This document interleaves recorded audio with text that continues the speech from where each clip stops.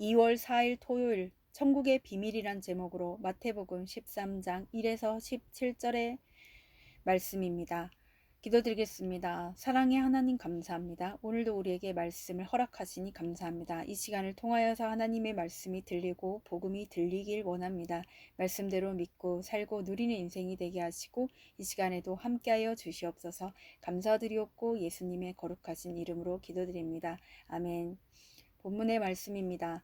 그날 예수께서 집에서 나가사 바닷가에 앉으심에 큰 무리가 그에게로 모여들거늘 예수께서 배에 올라가 앉으시고 온 무리는 해변에 서 있더니 예수께서 비유로 여러 가지를 그들에게 말씀하여 이르시되 씨를 뿌리는 자가 뿌리로 나가서 뿌릴새 덜어는 길가에 떨어짐에 새들이 와서 먹어버렸고 덜어는 흙이 얕은 돌밭에 떨어짐에 흙이 깊지 아니하므로 곧 싹이 나오나 해가 돋은 후에 타서 뿌리가 없음으로 말랐고 덜어는 가시떨기 위에 떨어짐에 가시가 자라서 기운을 막았고 덜어는 좋은 땅에 떨어짐에 어떤 것은 100배 어떤 것은 60배 어떤 것은 30배의 결실을 하였느니라. 귀 있는 자는 들으라 하시니라. 제자들이 예수께 나와 이르되 어찌하여 그들에게 비유로 말씀하시나이까. 대답하여 이르시되 천국의 비밀을 아는 것이 너희에게는 허락되었으나 그들에게는 아니 되었나니 무릇 있는 자는 받아 넉넉하게 되되 없는 자는 그 있는 것도 빼앗기리라. 그러므로 내가 그들에게 비유로 말하는 것은 그들이 보아도 보지 못하며 들어도 듣지 못하며 깨닫지 못함이니라. 이사야의 예언이 그들에게 이루어졌으니 일렀으되 너희가 듣기는 들어도 깨닫지 못할 것이요 보기는 보아도 알지 못하리라. 이 백성들의 마음이 완악하여져서 그 귀는 듣기에 둔하고 눈은 감았으니 이는 눈으로 보고 귀로 듣고 마음으로 깨달아 돌이켜 내게 고침을 받을까 두려워함이라 하였느니라. 그러나 너희 눈은 봄으로 너희 귀는 들음으로 복이 있도다. 내가 진실로 너희에게 이르노니 많은 선지자와 의인이 너희가 보는 것들을 보고자 하여도 보지 못하였고 너희가 듣는 것들을 듣고자 하여도 듣지 못하였느니라. 아멘. 도움말입니다. 비유는 어떤 현상이나 사물을 이해시키고자 다른 것에 빗대어 설명하는 것입니다. 예수님은 보이지 않는 천국을 실감나게 설명하시려고 그 당시 사람들에게 친숙한 자연, 일상생활 등을 소재로 그들의 수준에 맞춘 비유를 사용하셨습니다. 기후는 생물이 살아 움직이는 힘을 말합니다. 결실은 식물이 열매를 맺거나 맺은 열매가 여몸을 말합니다. 비밀은 밝혀지지 않았거나 알려지지 않은 내용이며 성경에서는 하나님의 계시에 의하지 않고는 알 수 없는 진리를 말하는 것으로 쓰였습니다. 14절의 이사야의 예언이 그들에게 이루어졌으니는 이사야 6장 9절 말씀의 성취를 말합니다. 본문 요약입니다. 예수께서 무리에게 씨 뿌리는 비유를 말씀하시며 귀 있는 자는 들으라고 하십니다. 씨는 길가에 돌밭에 가시떨기 위에 좋은 땅에 떨어지지만 결실하는 땅은 좋은 땅뿐입니다. 제자들이 예수께 비유로 말씀하시는 이유를 묻자 예수님은 이사야의 예언이 이루어졌다고 하십니다. 오늘의 중보기도입니다. 노년의 성도들이 천국을 사모함으로 바라보며 후세에게 복음을 전하는 사명을 다하게 하옵소서. 아멘. 본문 해설입니다. 첫 번째, 복음을 전하는 예수님 1에서 2절의 내용입니다. 예수님은 복음을 전하고 영혼을 구원하고자 가정의 질서에 순종하여 집에 머무를 때와 복음을 전하고자 나가야 할 때를 분별하셨습니다. 집에서 나오신 예수님은 해변에 있는 많은 사람에게 복음을 효과적으로 전하시려고 배에 올라가 바다를 등지고 앉으십니다. 사람들이 예수님의 목소리를 잘 들을 수 있도록 지혜로운 방법을 택하신 것입니다. 예수님처럼 나도 잠잠할 때와 외쳐야 할 때를 분별하고 기회를 얻었을 때 지혜로운 방법으로 복음을 전해야 합니다. 적용 질문입니다. 내가 있는 곳에서 복음을 전하고자 때를 잘 분별하고 있습니까? 두 번째, 비유로 말씀하심 33에서 8절의 내용입니다. 예수님은 아무리 말씀을 전해도 서기관과 바리새인들이 못 알아들으니 일상생활에서 흔히 접할 수 있는 씨 뿌리는 자의 비유를 들어 천국을 설명하십니다.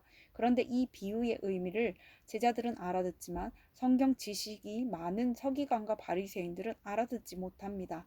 이 비유에서 씨는 하나님이 주신 복음이고 밭은 그 복음을 받는 우리의 마음을 가리킵니다. 그런데 씨가 아무리 좋다 하더라도 그것을 받는 밭, 다시 말해 나의 마음 상태가 좋지 않으면 아름다운 열매를 맺지 못합니다. 적용 질문입니다. 나의 마음 밭은 길가, 돌밭, 가시떨기, 좋은 땅 중에서 어디에 제일 가깝습니까? 세 번째, 듣는 자와 듣지 못하는 자. 9에서 17절의 내용입니다. 제자들이 예수께 왜 비유로 가르치시는지 여쭤봅니다. 이에 예수님은 천국의 비밀을 아는 것이 제자들에게는 허락되었지만 서기관과 바리새인들에게는 그렇지 않다고 말씀하십니다. 오늘날에도 말씀을 생활에 적용한 이야기를 하면 어떤 사람들은 그것을 시시한 이야기로 여기며 복음을 거절합니다. 일상생활의 비유를 더 확실히 알아듣는 이가 있는가 하면 마음의 문을 더욱 굳게 닫는 사람도 있습니다. 그래서 있는 자는 더 받아 넉넉해지고 없는 자는 있는 것도 빼앗기게 됩니다.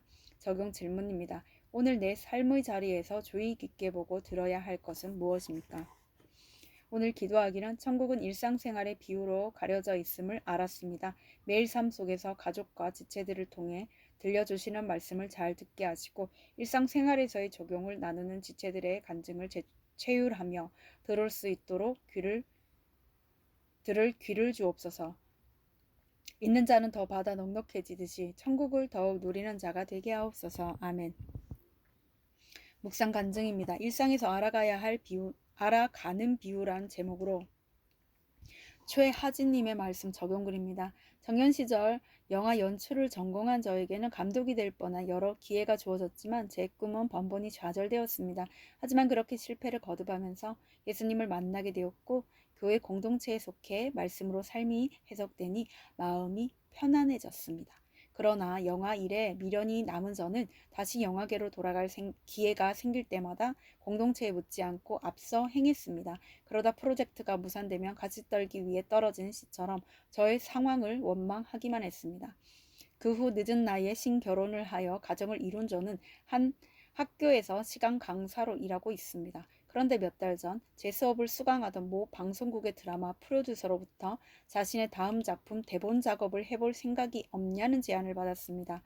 계약도 없이 여러모로 불분명한 제안이었지만 50을 바라보는 나이에 어쩌면 마지막 기회일 수도 있겠다 싶어 수락했습니다.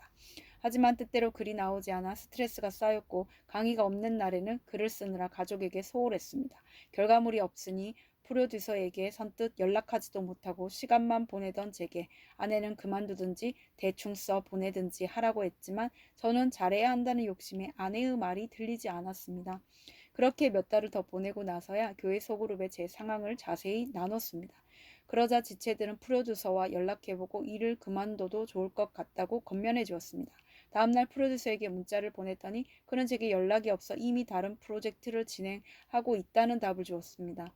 이에 저는 이것이 공동체에 묻고 받은 하나님의 응답이구나 인정되었습니다. 이처럼 사건이 생길 때마다 그동안 읽어둔 성경의 비유로 말씀을 적용해야 함에도 저는 늘 깨닫지 못하고 실수합니다. 일상에서 주시는 사건들을 주님이 주시는 비유의 말씀으로 여기며 말씀을 곱씹고 깨달을 수 있기를 바랍니다. 이분에 적용하기는 가족이나 건강 문제, 대학원 준비 등을 교회 소그룹에서 먼저 묻고 결정하겠습니다. 저녁 시간에는 아이들과 함께하고 아이들 앞에서 핸드폰 동영상 시청을 하지 않겠습니다. 입니다.